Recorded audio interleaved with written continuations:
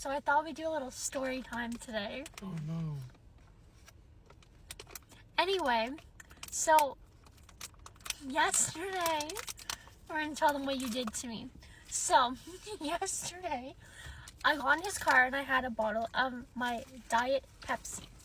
I left it in my car for an hour or two before that. Then when I got in his car, I brought it with me. So I get in the car and I just brushed my teeth not long before this. Keep that in mind for later on. So anyway, get in the car and I'm just slowly drinking my pop. And I had another bottle in his car that had about this much left in it. And I put it in the back seat because this one was basically full. Well, my one last night was basically almost full.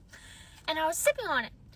So we're driving around, just like going for a drive. And later on, I take a sip and I'm like, this tastes really weird. I'm like, okay, like I just brushed my teeth, so maybe that's it. Maybe it's a little flat from sitting outside in my car. So anyway, I put it down. A little while later, I'm really thirsty, so I have another sip. I'm thinking, this tastes really weird. Like, I don't know what's going on. So anyway, he drops me off. I take my almost empty bottle at this point in my house with me, so I don't leave it in the car.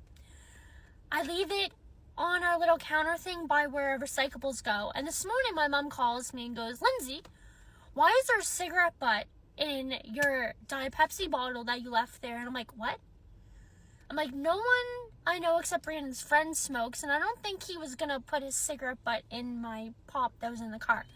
And I'm like, are you sure, like, Dad didn't take it aside and, like, used it to put his cigarette butt in and, like, put it in? She's like, no, I asked him. He said no. So then I decide, I'm like, that is so weird. So I'm like, okay. So I call Brandon. I'm like, okay, we're gonna...